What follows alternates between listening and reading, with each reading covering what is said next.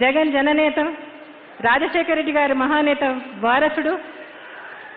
ఆయనకున్న మంచి మనసు, మరి ఆయన వేసిన దానికంటే 4 అడుగులు ఎక్కువ వేసి మంచి చేయాలనే మంచి మార్గంలో పోతా ఉండే వ్యక్తి అని కూడా చెప్తున్నా. అదేవిధంగా 3 దశాబ్దాలకు కావలసిన విజన్ కలిగిన వ్యక్తిగా, మంచి చేసి ఓటు అడిగే నైతికత కలిగిన వ్యక్తిగా మనం చూస్తామని కూడా చెప్తున్నా. ఒకటి గుర్తొస్తుంది, జగన్ బాబు చాలా చిన్నోడు, అప్పుడు 9, 10వ తరగతిలో 10వ తరగతి చదువుతూ ఉన్నాడు.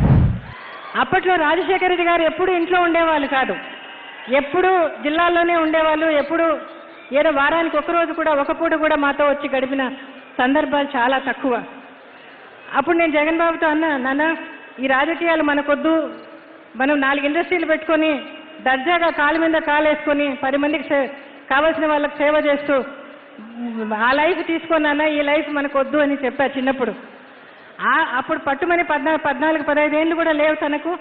కానీ జగన్ బాబు నాకు చెప్పిన మాట, అటువంటి లైఫ్ కాదమ్మా నేను కోరుకునేది, మా నాన్న ఏ విధంగా నడుస్తా ఉన్నాడో ఆ లైఫ్ కోరుకుంటానని చెప్పాడు.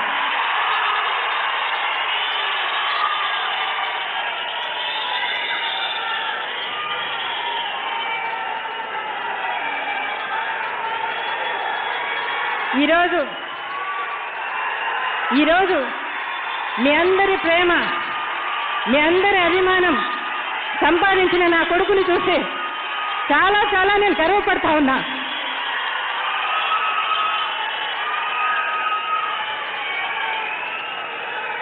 జగన్ బాబు తల్లిగా, రాజశేఖర రెడ్డి గారి భార్యగా, వైఎస్ఆర్ కాంగ్రెస్ పార్టీ అధ్యక్షురాలిగా నేను ఆ బిడ్డను చూసి చాలా గర్వపడతా ఉన్నా. తన మనసుతో చేసే ఈ పరిపాలనను నా కళ్ళారా చూస్తున్నా. ఈరోజు ఏ యువ నాయకునికైనా రాజశేఖర రెడ్డి గారు మరి ఆయన రోల్ మోడల్గా, ఆయన పరిపాలన వరల్డ్ రికార్డుగా మరి ఆయన ప్రజల మనసులు గెలుచుకున్నారు. అదేవిధంగా జగన్ బాబుకు మరి ఈరోజు ఈ అధికారం ఇంతగా వచ్చింది అంటే తన కష్టం చాలా చాలా చాలా ఉంది. తన కష్టాలు, నిందలు, అవమానాలు జ్ఞాపకం చేసుకుంటే చాలా బాధ అనిపిస్తుంది, కష్టం అనిపిస్తుంది. కానీ రాజశేఖర రెడ్డి గారి కొడుకుగా అడుగుపెట్టి తనకు తాను ప్రజల్లో నేను మీతో ఉంటాను, మీ మాట కట్టుబడి ఉంటాను, మీతో ఉంటానన్న నమ్మకం కలిగించుకొని ముఖ్యమంత్రిగా అయ్యాడని కూడా చెప్తా ఉన్నా. 10 ఏళ్ళు అవుతుంది పార్టీని స్థాపించి. దానికన్నా ముందు ప్రజారాజ్యంలో అన్నగారితో ఉంటూనే అక్కడ యూత్ వింగ్ చూస్తూ అప్పుడు ప్రజల్లోనే మమేకమై ఉన్నారు. అప్పటికే ఆయన సినిమాల్లో ఒక చేస్తున్నారు, కొంచెం ఎదుగుతూ ఉన్నారు. అంటే మళ్ళీ పార్టీల వైపు మొగ్గుతున్నప్పుడు మీరు ఎలా భావించారు? నాకు ఎందుకు ఈ పార్టీలు మనకి సినిమాల్లో చేసుకుంటే బాగుంటుంది కదా అనిపించింది. నాకు అనిపించింది వాడి ఇష్టం, మనం ఏం చెప్పగలం. అవి చేస్తానమ్మా, ఇది చేస్తానని. సో మీరు వాదించారా అప్పట్లో? వాదించలేదు, నేను ఎక్కువ వాదించను అసలు. వాడి ఇష్టం, వాళ్ళు పెద్దోళ్ళు అయిపోయారు, వాళ్ళ ఆలోచనలు వాళ్ళకు ఉంటాయి కదా. మనకు పెద్ద నాలెడ్జ్ ఉంటుంది, వాళ్ళకున్నంత ఉండదు కదా మాకు అని చెప్పి నేనేం ఎక్కువ వాదించేదాన్ని కదా. అడిగేదాన్ని, నాన్న సినిమాలు చేసుకోకూడదా, ఎందుకు మనకి ఇదంటే ఏం లేదమ్మా, అది ఇది అన్నీ చేసుకుంటాడు. సో కొన్ని ఇంటర్వ్యూల్లో చిరంజీవి గారు కూడా ఒకానొక టైంలో ఏమైపోతాడో, కళ్యాణ్ గారు ఎక్కువగా పుస్తకాలు చదవడం, ఎక్కడన్నా ఏదైనా చిన్న అన్యాయం జరిగినా దాని వైపు ఆయన మొగ్గు చూపడం, ముందు దూకుతాడు.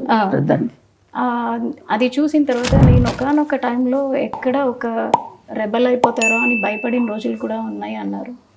సో మీరు కూడా అట్లా ఏమన్నా? నేను లేనప్పుడు దగ్గర లేను. మేము నెల్లూరులో ఉండేవాళ్ళు, మాకు తెలియదు, అది వాళ్ళ అన్నయ్యకి తెలుసు. సో ఇప్పుడు ఎట్లా చూస్తున్నారు? అంటే ఈ 10 years ఫ్యామిలీని వదిలేసి ఆయన ఉండి కష్టపడి ఇప్పుడు డిప్యూటీ సీఎంగా ఉండి వచ్చిన వెంటనే ఆయన మార్క్ ఎక్కడైనా చూపిస్తారు. మొన్న వరదల్లో చూసుకుంటే కనుక వచ్చిన రోజే ఆయన వచ్చిన వెంటనే ఇమ్మీడియట్ యాక్షన్ చూపించారు.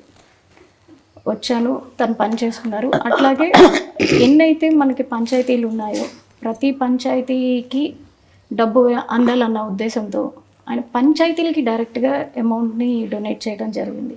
సో ఆయన మార్క్ ప్రతి చోట కనిపిస్తుంది పొలిటికల్గా. ఇంతకుముందు మీరు చాలామంది రాజకీయ వ్యక్తులను చూసుంటారు, ఇప్పుడు ఆయన చేస్తున్న విధానాన్ని చూస్తున్నారు, అది మీకు ఎట్లా అనిపిస్తుంది? మా అబ్బాయి మంచి పని చేస్తున్నాడు అనిపించింది నాకు. వాడు ప్రజలు సేవ చేస్తున్నాడు, చాలా సంతోషం. ప్రజలకు సేవ చేయాలి కదమ్మా. మనకున్నది మనం తింటాం కాదు కదా, నలుగురు పెడితేనే కదా మంచిది, సహాయం చేస్తేనే కదా. అంతే, ఎంతసేపు ఇంకా మనం ఉంది కదా అని మనమే తినేస్తూ ఉంటే వాళ్ళకి సహాయం లేకుండా ఎంతమంది అల్లాడుతున్నారు జనాలు పాపం. మన పాటికి మన జరిగినప్పుడు ఎంత బాధ కలిగిందో నాకు అసలు అయితే. అది కానీ తర్వాత ఇంకొక ఊరు కేరళ ఇక్కడ ముందు కేరళలో మైనాడు మైనాడులో అక్కడ తిరిగినా కానీ ఎంత బాధ కలిగింది, ఎంతో అల్లాడిపోయారు బిడ్డలు, చంటి బిడ్డలు, వాళ్ళు వీళ్ళు ఎంత బాధలు పడిపోయి ఉంటారు. అదే నేను ఊహించుకుంటే నాకు ఎంత బాధగా ఉంటుందో అనిపిస్తున్నాను. చూస్తుంటాను టీవీలో వార్తలు, చాలా బాధ కలుగుతాము. అలాంటి వాళ్ళకి సేవ చేయాలి, తప్పదు. ఏదో మనకు శక్తి కొద్ది మనం చేస్తే మంచిదే కదా, వాళ్ళకి సహాయం చేస్తే. సెలబ్రిటీగా మీరు అనుకున్నట్టుగా సినిమాలే చేసుకుంటూ ఉండుంటే ఆయన డొనేట్ చేసి వదిలేయటం జరిగేది. కానీ క్షేత్రస్థాయిలో ఆయనే ఉండి పొలిటీషియన్ అయ్యాక క్షేత్రస్థాయిలో ప్రతి ఒక్కరికి దగ్గరుండి ఆయనే ప్రతిదీ అందేలా చూసుకుంటున్నారు. సో ఈ విధానాన్ని మీరు ఎలా చూస్తారు? మంచి విధానం కదా మాది, వాడికి చేసేది మంచి విధానమే. అందరికీ కూడా సర్దుకుంటాం, అందరికి సహాయం చేయటం అనేది అంత కలిసి అంత బుద్ధి పుట్టాలి కదా చేయటానికి, అంత ఆలోచన రావాలి కదా. మంచిదే కదా మా చేసే బుద్ధి ఉంది. వాళ్ళ నాన్నగారికి కూడా ఉంది కొంచెం బుద్ధి, సేవ చేసే బుద్ధి.